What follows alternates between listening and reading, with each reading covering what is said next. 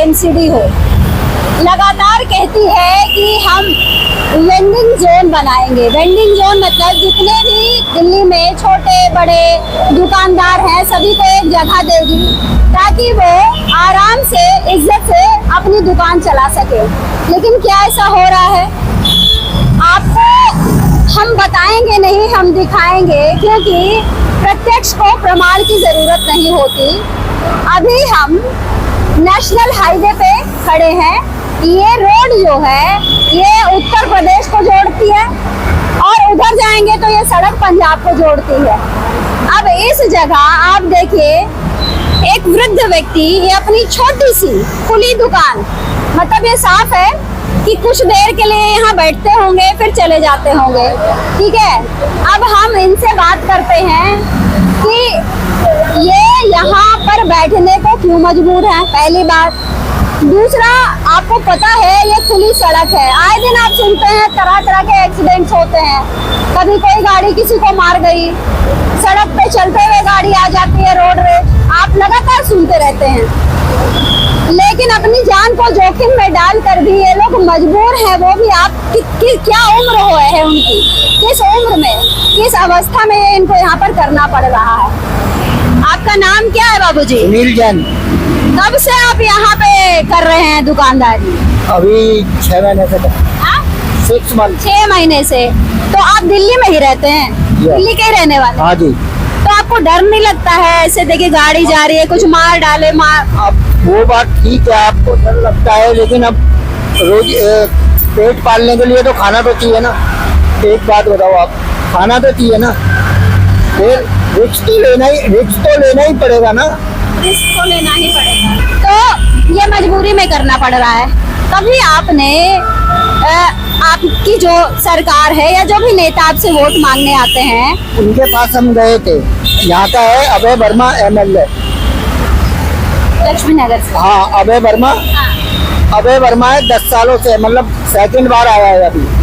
उनको कहा है, वो कहते हैं कि हमारे हाथ में नहीं है, लेकिन है पावर उनके हाथ में। अब वही है, क्या कहते हैं, क्या कहा जाए। मतलब सरकार में रह के कहते हैं कि हमारे हाथ में पावर नहीं है। हाँ, अगर अभी कोई बड़ा आदमी चला जाए तो उसका काम तो हो जाएगा तुरंत, गरीब आदमी का कौन सुनता है। आपने क्या मांग करी उनसे, क्या बात कहे? हाँ, कैबिन दिला दो, एक होका टाइप, होका होते हैं ना जो MCD से मिलते हैं। तो आप वहाँ गए, आपने कहा खोखा दिलवा दो? हाँ, हमारे पास पेपर भी है, मतलब डॉक्यूमेंट्स भी है।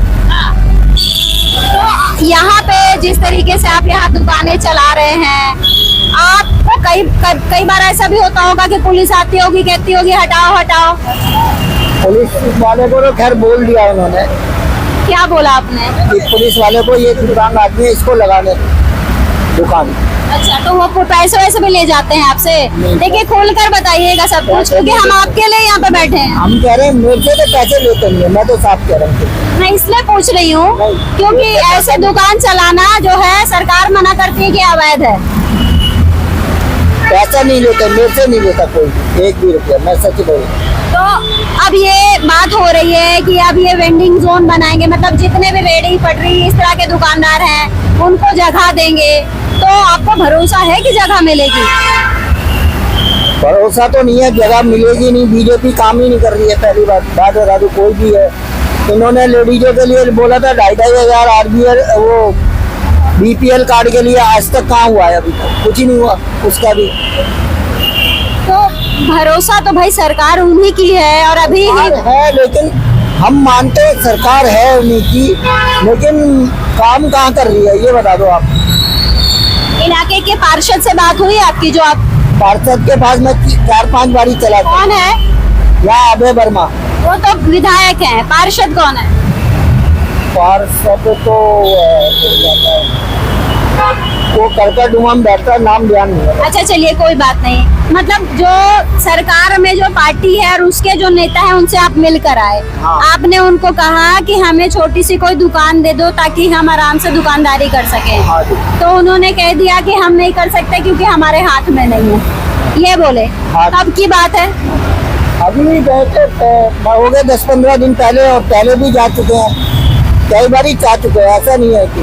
तो क्या कहना चाहेंगे कि जिसकी सरकार है वही का नेता अगर ये कहे कि हमारे हाथ में नहीं है? गवर्नमेंट मतलब पूरी दिल्ली में गवर्नमेंट है और पूरे जिलों में ज्यादातर 90% बीजेपी है।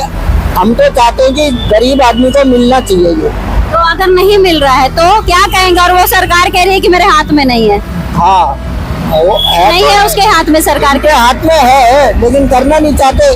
करना यही चाहते हैं कि बस अपने कोई जान पहचान का आ जाएगा, मिल जाएगा उसको। एक अभी ये क्या कहते हैं, टीरियस मॉल है ना, टीरियस मॉल, टीरियस मॉल है ना, उधर किसी बंदे को मिला, उसकी जान पहचान थी अभी, उसको मिल चुका है एमसीडी का। मतलब उसमें भी है जो अपना बंदा है उसको दे दो, जो जान पहचान का है उसको दे दो। हाँ। तो यहाँ आप लोग कितने बजे बैठते हैं? मैं तो 11 बजे। और शाम में कितने बजे जाते हैं? 6 बजे, लास्ट 6 बजे तक, 5:30 6 बजे तक।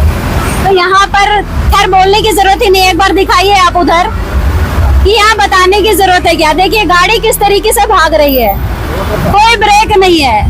कभी कभार कभी डर लगता है आपको? अब डर तो बना ही रहता है, डर तो बना ही रहता है मैडम। डर लगता है, डर तो लगा ही रहता है। अब क्या करेंगे, मजबूरी है ना, काम तो करना ही पड़ेगा ना। जीवन अगर मिला है तो काम तो करना ही पड़ेगा ना।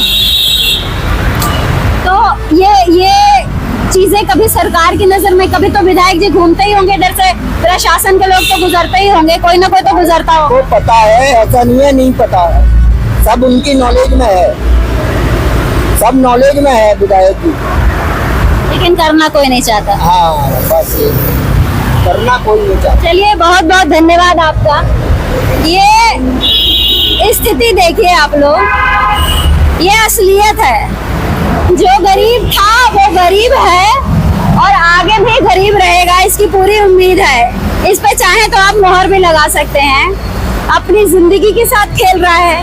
हम जैसे कुछ एक पत्रकार हैं जिसके चैनल पर आपको हिंदू मुसलमान नहीं दिखेगा, हो सकता है हमारी ये खबर बिके भी ना, बहुत लोगों तक पहुंचे भी ना, लेकिन पत्रकार होने के नाते हम अपनी जिम्मेदारी कभी नहीं भूलेंगे। जो स्थिति है वो हम जरूर दिखाएंगे, एक गरीब की परेशानी हम जरूर दिखाएंगे।